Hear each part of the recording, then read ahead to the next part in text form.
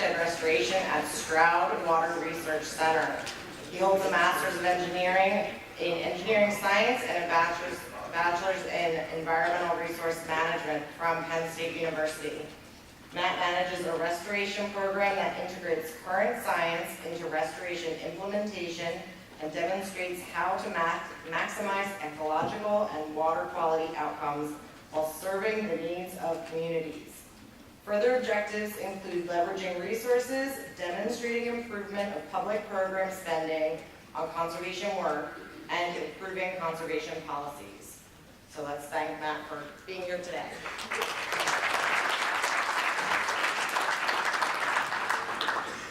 Thank you. It's great to be here. It's a little daunting to get applause up front. My daughters are amazed that anybody would sit and hear me speak. And two of my friends in the room have told me they're going to be leaving during my presentation, so fair warning.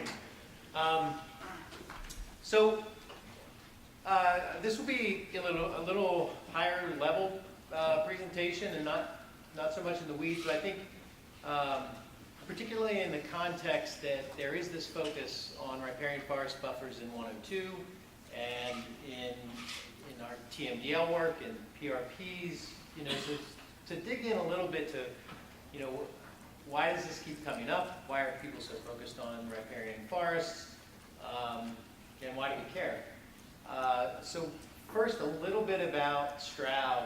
Stroud was started 52 years ago by a preeminent river researcher named Ruth Patrick, who worked at the Academy of Natural Sciences in Philadelphia. She twisted some arms from the Stroud family to put the funding together to start the center, and the impetus was really that the Academy was being called in to help with river and stream pollution issues. And if you think about what that looked like in the late 60s, remember why, and they decided that their primary impediment was that they didn't really understand how healthy stream and river ecosystems worked. So they didn't know what target they were shooting for. So that was the inception of Stroud. And we are a multidisciplinary research institution. We have an education program and a fairly recent addition of a watershed restoration program. But the goal was really to have the hydrologists and engineers and ecologists and entomologists, everybody sort of working on the problem together to try to have a big picture view of how streams work and why they work that way. So one of the things that gets to this issue of buffers is thinking about our goals and how we go about them. And if our goals are simply chasing standards and chasing modeled outcomes, sometimes it's easy to forget why we do that, and that we're protecting health and we're protecting safety and ecosystem values, fisheries, things like that. So we're not just chasing modeled reductions of sediment or nitrogen and phosphorus. We're thinking about things more and more like flooding and excessive runoff, and particularly in the case of TMDLs and PRPs, we're thinking about stream impairment and hopefully delisting. Maybe we're thinking about wild trout. Certainly, if you have a conversation with the community or the public about why we're engaging in some of these activities, it's easier for them to think about something they can see, something tangible like fish, as opposed to pounds of sediment reduction or pounds of, even worse, pounds of nitrogen reduction. What does that mean? So the way we've thought about forest buffers for decades has been as a filter, and that's the way our models address forest buffers. We have this piece of land. We're hoping to filter out the bad stuff before it gets into our rivers and streams. And some of the folks at Stroud took a deep dive into a lot of literature to look at those filtering functions. And this paper's on our website. You're welcome to see it. I'd be happy to get it to anybody who's interested. But basically, this is, you know, a review of a number of different studies. Each data point is a study, and sort of digging into these questions of width and function. And there's some pieces that came out of this that are sort of interesting. So we might see a, you know, 64% sediment trapping efficiency in that first 33 feet. We only get to 84% at 100 feet. Well, why do we care about all that extra width? Why would anybody give up that extra ground? Interesting thing is you get almost none of the silts and clays in that first 33 feet. So if you care about the sediment that's actually impairing the stream ecology, the fines, we have to think about more than 33 feet. So there's a lot of details in the research that go beyond what the capacity and precision of our models currently is, but it's sort of interesting to look at what people have found. It's also important to remember that these are particles. It's not just mineral soil when we think about sediment and particles going downstream. So in addition to manure, and I saved you from the picture of it being directly in the stream right after lunch. But also things like cryptospore. You know, these are tiny particles, but basically that can be captured and degraded in this filtration zone if we have the right conditions.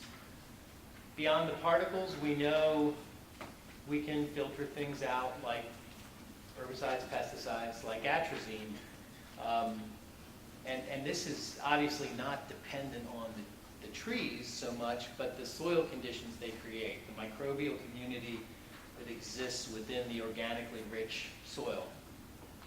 And we can look at how atrazine's removed across different distances and in different landscape conditions. So all this work about the filtering has generated some really interesting questions more recently that I don't think we have great answers for yet.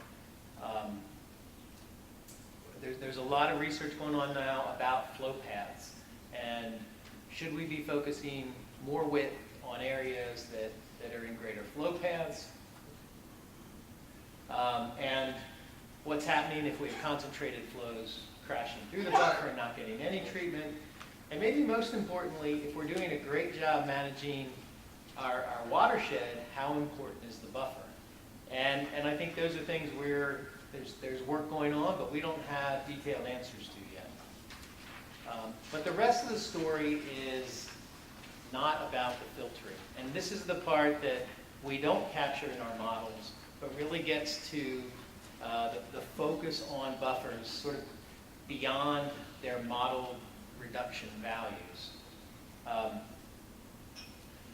As we dig into this, just a couple of things to keep in mind. We don't want to forget about our small streams. These are not typically the systems we worry the most about. We have a lot of miles of small stream, so they become really important in thinking about all of the capacity of these stream ecosystems. And in some cases, we even, from a regulatory standpoint, we look at them differently. And the other thing is the critters, the ecosystem in this stream is adapted to forested conditions over a long period of time, and they're highly specialized. So we'll unpack that a little bit more. But the big takeaway, and I'll just throw it out up front so you can think about it a little bit, is forested streams remove significantly more nitrogen, also more phosphorus. They have a lot more biological activity, which means they are processing particles, they're processing chemicals, breaking things down in the channel. They also, on average, are 2 to 4 times wider. They have more bottom area. And that biofilm that exists on the bottom of the stream, on the rocks, is what's doing this processing, this ecosystem service for us And it's, it's analogous to a biofilm in a water treatment plant. The more surface area you have, the more work you can get done. And the forested streams provide conditions that enable that in terms of food sources and temperature. So one of the studies that sort of highlighted this was done in Stroud, which is, I guess, part of why I'm up here talking about it. There's also been work done in New Zealand, Australia. Some other folks are working on different pieces of this right now. But this work was done in 16 streams in eastern Pennsylvania, looking at adjacent forested and non-forested streams. Again, the details of the paper's up on our website. You can find it pretty easily. Be happy to help anyone find it who'd like to have it. Basically, it gets to the issue that the ecosystem and the food web in this stream functions in the context of the stream it's in. And that's very different if you have a narrow stream in a pasture, and this is, when we say pasture streams, we're talking about streams that look like this, not streams that have 50 cows waiting around, lounging all summer in them. This picture was taken from a fence line. If you turn around, the stream looks like that. So just think about the ecosystem that's doing work for us in these two scenarios. And it's not hard to realize that might be really different. So how does this work? Why, what's sort of driving the story here? The key point is probably the energy in the system. If you think about a forest, or you think about a cornfield, the energy from the system comes from photosynthesis. So that's what's driving the whole community and providing the energy. If we have streams that are receiving direct sunlight, they tend to grow filamentous algae. And our native stream critters like these mayflies, they'll crawl around on it, they'll crawl around on it, they'll keep crawling around on it, and then they'll die because they can't eat it. None of our native stream macroinvertebrates can eat this kind of filamentous algae that grows in full sunlight conditions. In a forested stream, we have very different light quality, as you might imagine, filtered by the canopy of the forest. We have different kinds of photosynthesis going on by diatoms. Our macroinvertebrates do like the diatoms, but it's still a very small percentage of the energy that's driving that stream system. So the next thing people normally make the leap to is, well, a lot of leaves fall into the streams. And streams are the low point in the landscape, so the leaves tend to congregate there, and the leaves and detritus and small branches and sticks do constitute a significant part of the stream's energy, but still it's only about a third. And what is interesting is that those leaves, we tend to think about them floating downstream, but they really don't go very far. The average leaf in a stream doesn't move more than 100 meters. So that energy that's getting in there does stay there. We have a lot of critters from microscopic microbial community folks like fungi and bacteria that eat that. And then we have a lot of macroinvertebrates that some of them actually like the leaf, and some of them are actually scraping off the microbial community for food. But so without that leaf input, a big chunk of the stream community that makes the whole system work disappears on us. But that's still only about a third of the energy. Most of the energy in a healthy stream comes from dissolved organic carbon. So these are molecules that are being leached through the forest soil, coming out into the stream through interflow or base flow.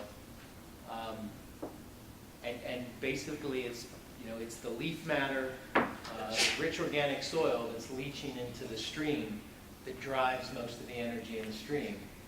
We We call it, when we do education programs with kids, we call it Watershed Tea, because it's an easy way for them to think about how it works. It works just like a tea bag. But that dissolved organic carbon is the basis for the whole stream ecosystem that can provide services for us. And that's what's feeding the microbial community. The fish and the macroinvertebrates, they're not what's processing nitrogen or organic molecules. It's the microbes that do the heavy lift. But really, when you think about the dissolved organic compounds, the microbial community, the macroinvertebrates, the fish, we run an education program that's called Fish Grow on Trees. And the kids get it in about 15 minutes, and then it's sort of entertaining to watch them convey that to their parents. So these in-stream services that we care about, and we use things like brook trout as sort of an indicator of that, but it's really significant that the difference we see between grass streams and forested streams. And the reason really gets to this bottom habitat. So we have lots of preferred food sources from the dissolved organic carbon and the leaves. And then we've got this stream bed, which is where the biofilm resides. You could think of it just like the bioreactors that we have in our treatment systems. The healthier that system is, the more work it's doing for us. We also get the preferred light level. The canopy is really important in shaping the light level that the organisms in the stream are adapted to over thousands of years. And that canopy is obviously really important to temperature. So we see forested streams being much cooler in summer, which is sort of intuitive. They're being shaded. The piece that we don't think about as often is that they're also warmer in the winter. And that's because forests infiltrate more water, and that water comes out as base flow, and groundwater is warmer than air temperature in the wintertime. So the whole stream system functions more efficiently in both warmer and cooler times. And to just dig into temperature a little bit more, if we take this mayfly and we think about how the temperature affects him as an indication of how the rest of the stream community responds, basically you can see their growth rates. It keeps increasing from 10 degrees Celsius to 15 to 20. Anybody want to take a wild guess at what happens at 22 degrees Celsius? They all die. Well, who thought of that strategy? I mean, really, it gets better and better and better, and then they croak. Well, basically, these cold water species in our streams, they live right on the edge. They're most productive right at the edge of their survival zone, and basically that's because for thousands of years they didn't see temperatures higher than that. They didn't adapt to warmer temperatures because they didn't have to. And so when we warm our streams up, and that's, obviously that can happen from a number of mechanisms. Obviously, you get rid of the shade, they warm up. You can introduce wastewater streams that are warmer. Heated stormwater, all sorts of mechanisms that we have now to warm up our streams and sort of throw a wrench into that process. So that whole system is functioning, as I said, on the bottom. And that's really interesting and different in our streams. If you think about oceans or lakes, the life and the ecosystem is happening in the water column. Other than the fish in our streams, it's all on the bottom. And the real work, the microbial work, is on the bottom. So the fact that we're getting all this extra treatment really stems from that extra bottom area and the biofilm. And you can see this really visually when you get out there and you look at these stream systems, particularly where you have that hard break where they go from pasture to woods.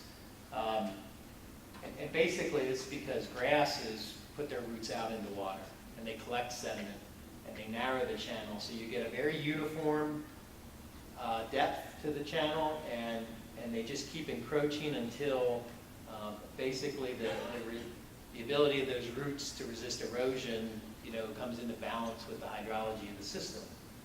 In the forested stream, obviously it's wider, the average depth is much less, but the variability is through the roof. You get deeper pools, you get shallows, you get a lot of groundwater, stream water interaction, and the tree roots, which are very effective at holding banks together, they don't grow out into the water. So, it just becomes basic math. You have more width, you get more treatment. So this, this stream, it's not just a conveyance, and I think we have to remember that, and remember that our models don't really account for this. But these healthy streams are very efficient treatment systems, not just for the things that end up in TMDLs, typically, sediment, phosphorus, nitrogen, but for all sorts of organic things that get into these stream systems that as a society we'd be happy to have treated. So I want to shift gears a little bit into from sort of how buffers work and why we care, to thinking about what they look like and how to make them successful. So this is, just visually to give you an example, it looks like it's not rocket science. You plant trees, they grow, poof, a buffer.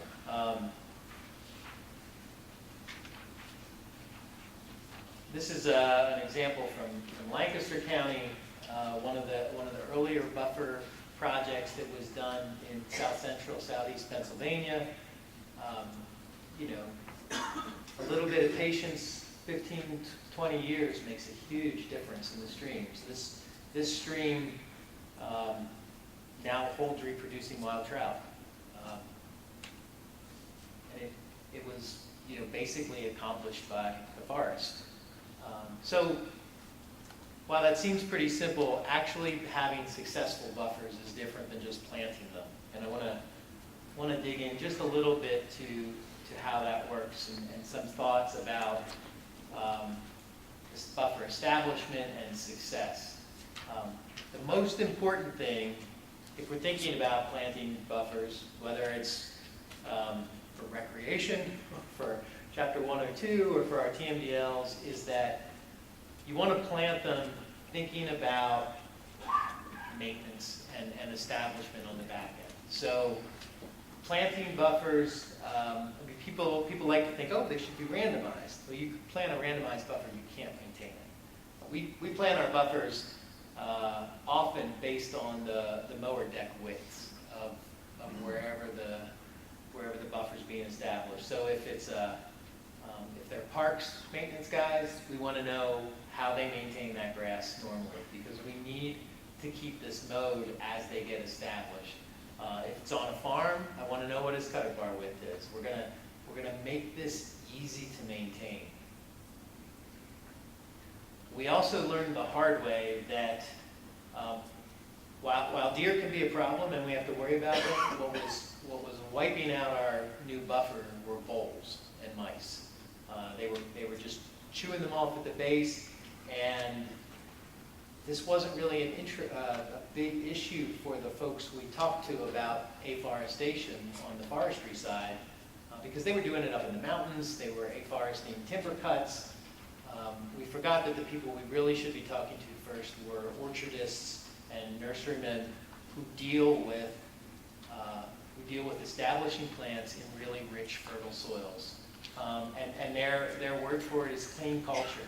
You keep these areas around the trees open to sunlight, so the voles and mice, which are food for just about every predator we have, they don't like to step out there. Their brain won't do it because they know they become vulnerable the moment they come out of cover.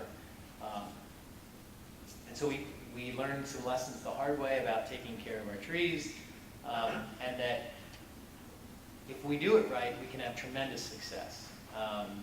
We've found that if we use a tree shelter and we use an herbicide spot around the tree and we mow once or twice a year, we can have success rates of 90 to 95%, as opposed to 20 to 30% without all those tools. We also keep doing research on how to do this, mostly because we keep getting asked questions. So early on, some folks who were certified organic came to us and said, well, that's great, but we can't use herbicide and we'll forfeit our organic certification. At first we said, well, sorry, we don't really have any answers. And then we stumbled across an Amish organic orchard who was using stone to mulch around his trees. And so we planted a lot of trees. We had we planted some the way we were. We planted some with stone mulch. And we found out that we can get really good survival with stone mulch at a price point over time, over 4 years, that's less than what we were spending on herbicide. What's typically done was they left this tassel. And that's a problem. I'll show you some pictures on the next slide. But because trees would come up and get tangled in that tassel, and even if they made it through and didn't die, they would have a structural weak spot there that came back to haunt us later. So we tried this leaving a center hole, which seemed like a good idea, but we didn't know. We also didn't know if birds would go down it, so we tried it on a few trees at first. We found out that the trees were coming out really well, less than 75%, or 75% less tree tangling. And here you can see an image of what was happening fairly commonly with that tasseled tube. But we still didn't know about the birds. So we planted a lot of trees in 2016. We had a lot out there, so we went back and we planted them all with that center hole, and then checked, and we had one dead bird in about 10,000 trees. So still not sure how he got in it because the tree was up like this. So maybe it was just a little Darwinism in the bird gene pool. But we, it was a legitimate concern from about killing a lot of birds early on, I think.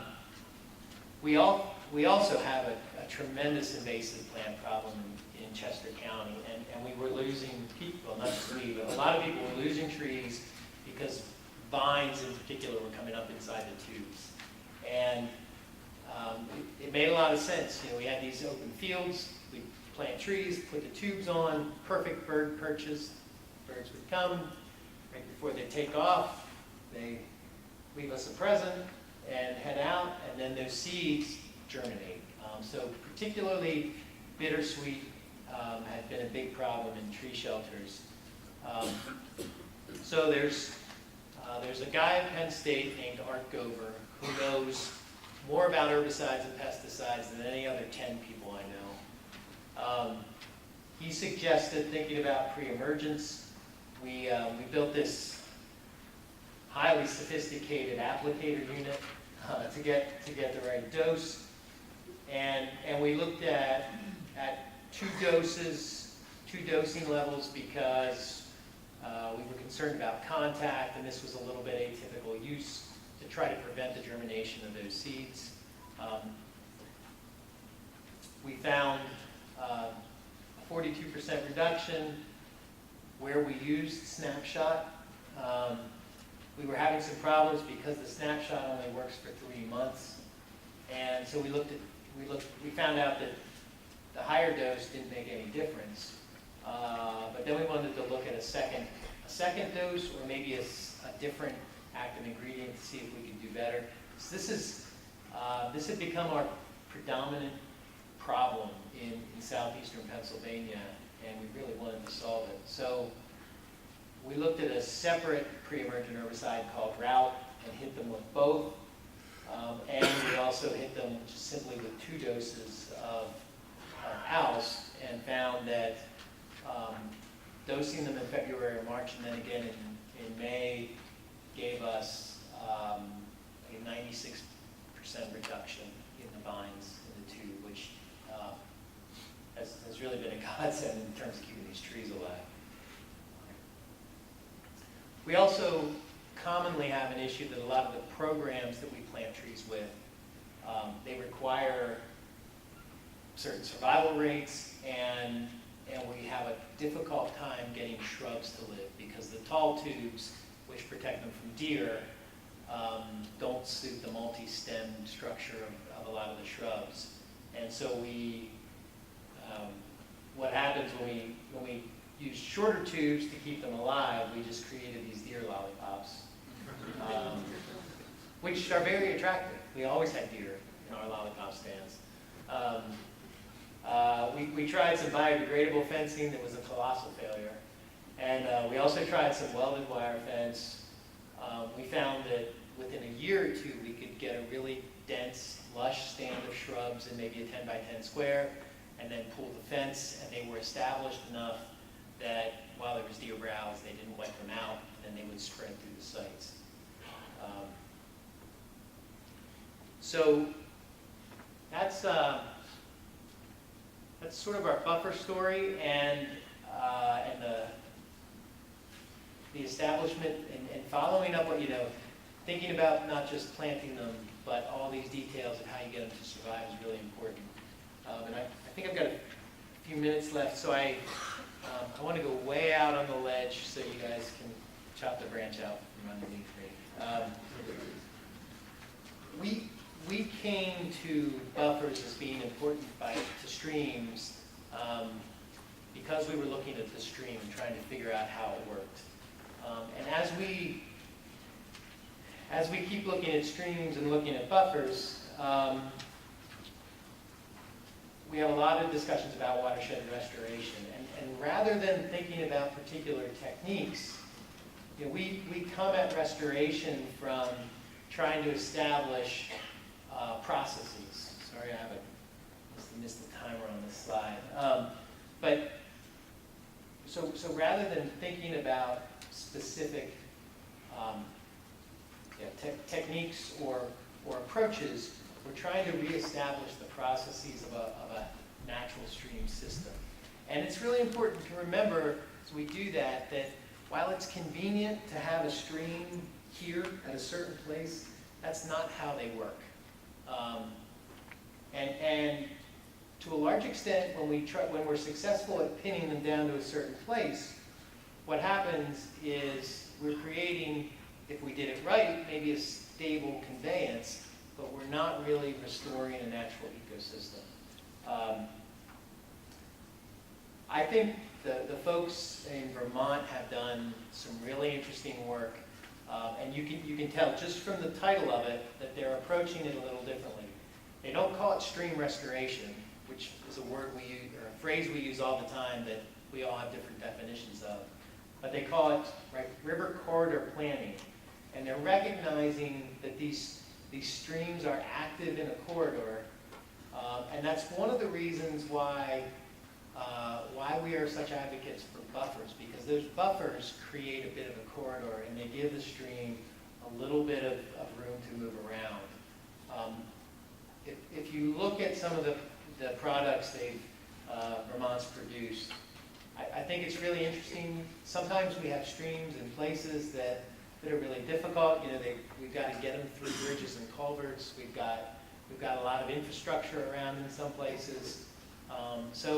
So we have to think about that a little differently. But where we have room, if we manage the process and give it a corridor, I think we can be a lot more successful and have healthier stream systems.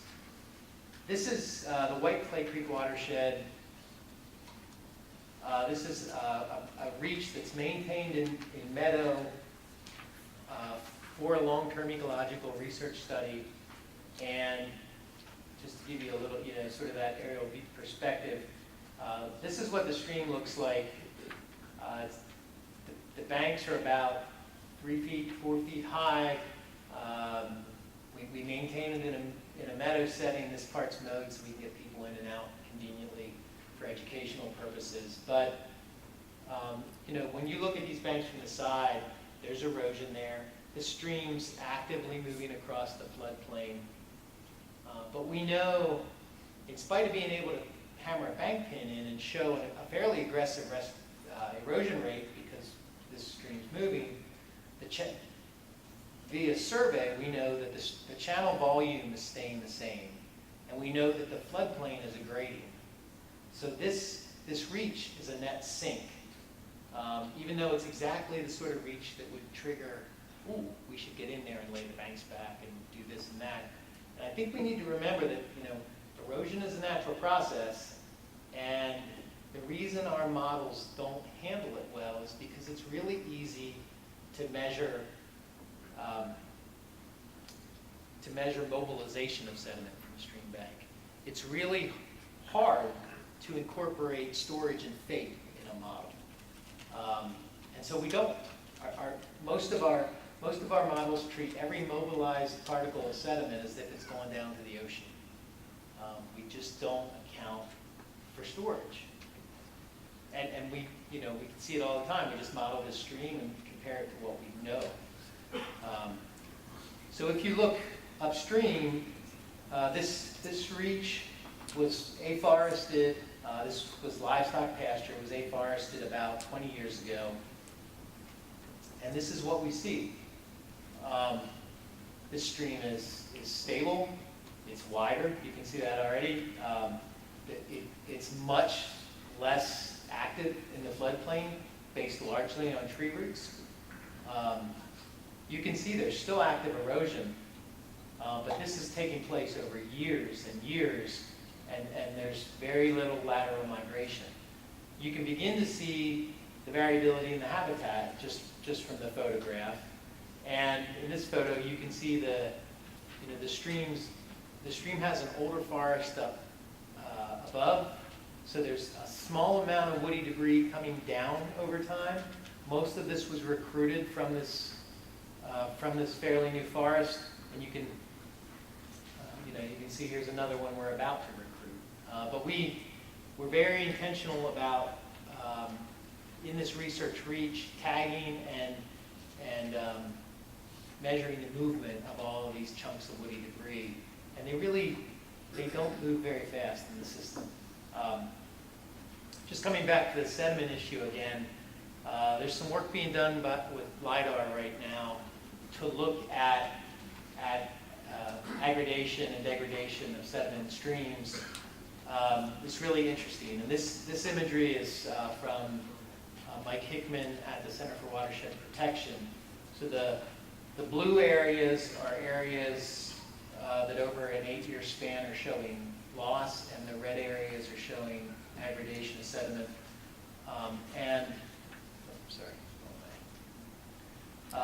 So Mike was looking at a number of sites that were slated for stream restoration projects as part of an MS4 plan. And you can see for each of these sites that the default rate, the Banks method rate of loss, and what the LiDAR differencing says about it. So, we've got differences in our predictive models from 115 tons per year to a grading 72 tons per year. And I will say these examples all show less erosion via the LiDAR than we modeled.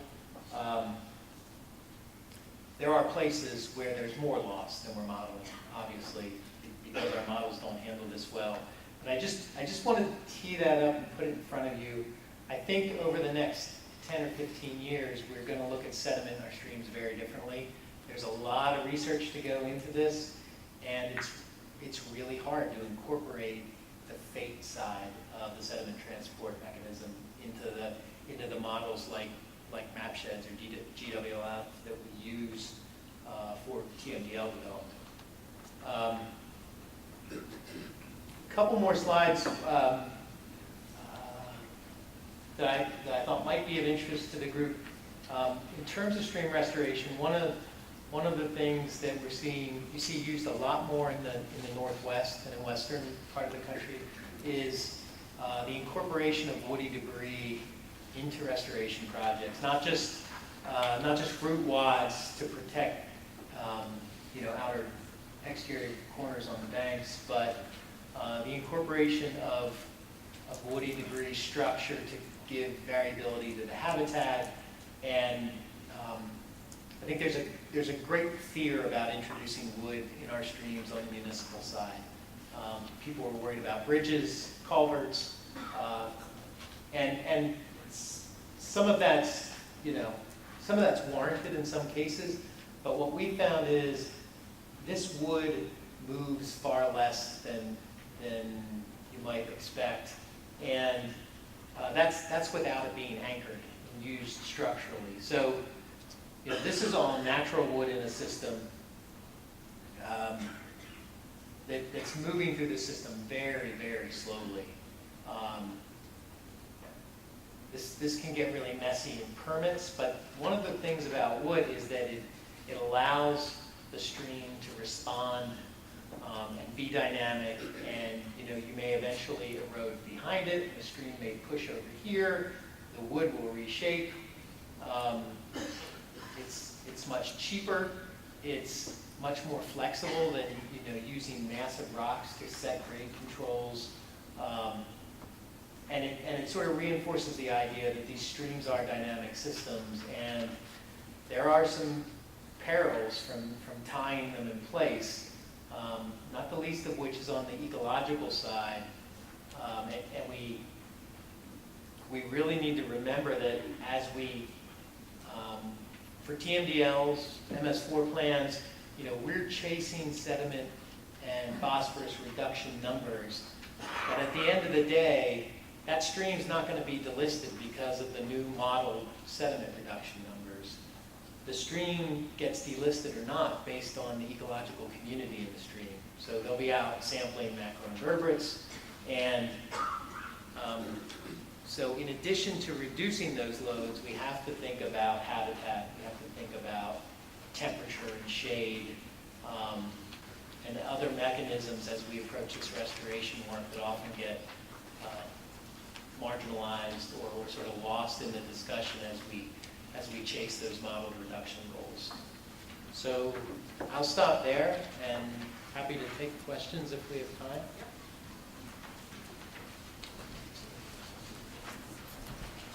I'm not offended if everybody wants to get to their Friday and beer. Yes, sir. I do have one question now. In that I enjoy growing trees, I have 20 deer that pass through my property each night to this day. I guess, at what point can you unprotect the trees that you planted so the deer don't rub and bite off all the bark of the young tree? I mean, I know it's probably going to differ per type of tree. Yeah. But is there like a point to where you can look at the bark and say, okay, that tree's probably going to do okay? So if you're managing a fairly small number of them, what I suggest is that when they start to get to be about the diameter of the tube, that they're 2-3 inches in diameter, maybe a little more, you can slit the tube open, and that they're pretty well established by that point. The extra air circulation will allow the bark to harden up more, and if the deers rub them, it's still got the tube on there as some protection. You definitely want to get them out of the tubes when they get, in another year or two, when they start to be tube size.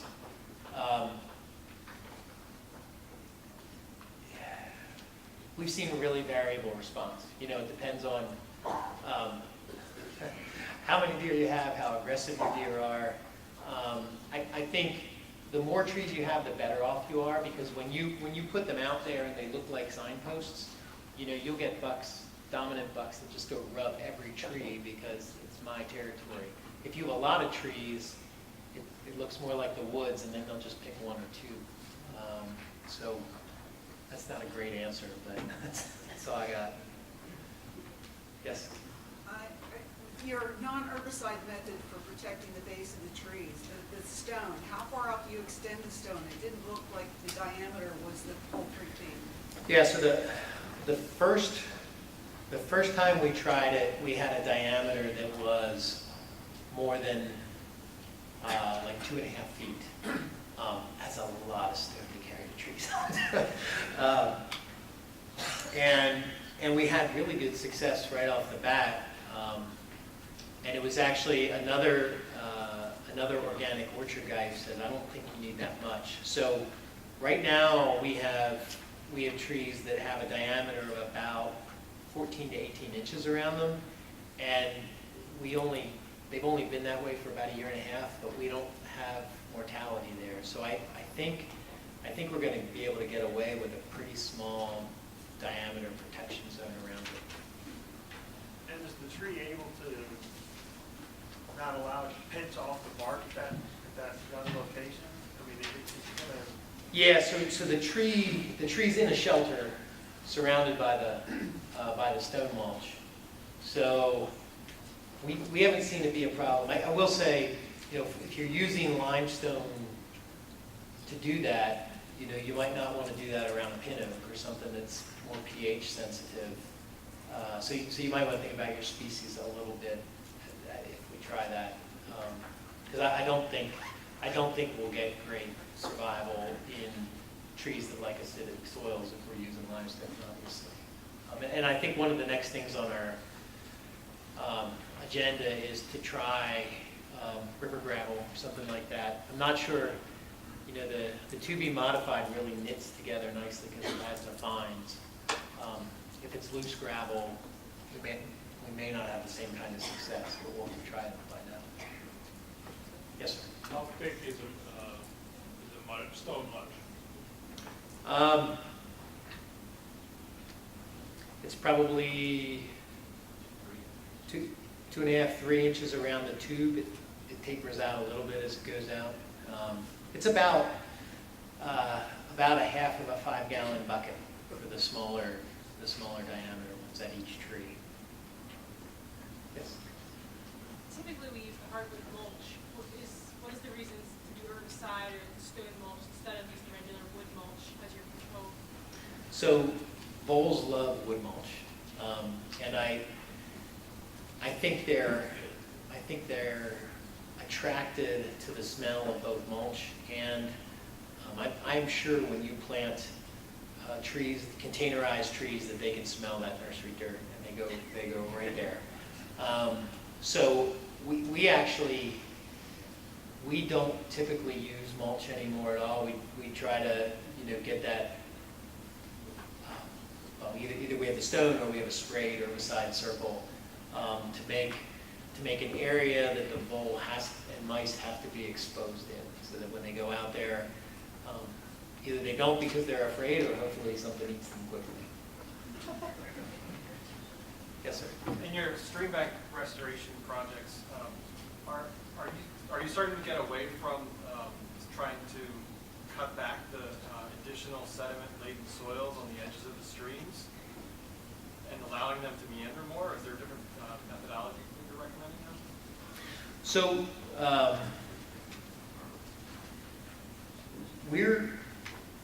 one of the questions that sort of come up is, you know, if we know those streams widen in a buffer setting, where does that sediment go?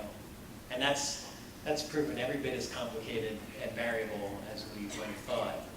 So we are letting streams that don't have, I think there's a threshold, and I wish I could tell you exactly where it is, but where you have enough excess hydrology that, you know, that things really get beyond the capability of that natural system to adapt to, that it's going to be really active and eroding. And in those situations, you'll see the channel over time either continue to downcut or continue to widen.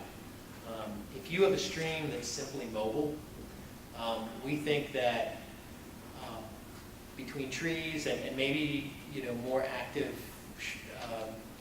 like live staking shrubs like willows and redwoods or dogwoods, things like that that will really aggressively root, can stabilize that system over time. That doesn't mean there's not times where you don't need to manage it structurally to protect resources or infrastructure. We'll do one more. There's one last question. Oh, right at the end.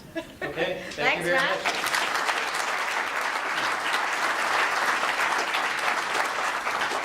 That was such a refreshing final presentation. Thanks, Matt. So I'm giving closing remarks. I just want to say thank you all for attending and making this a really successful event. Obviously, registration went really fast for this.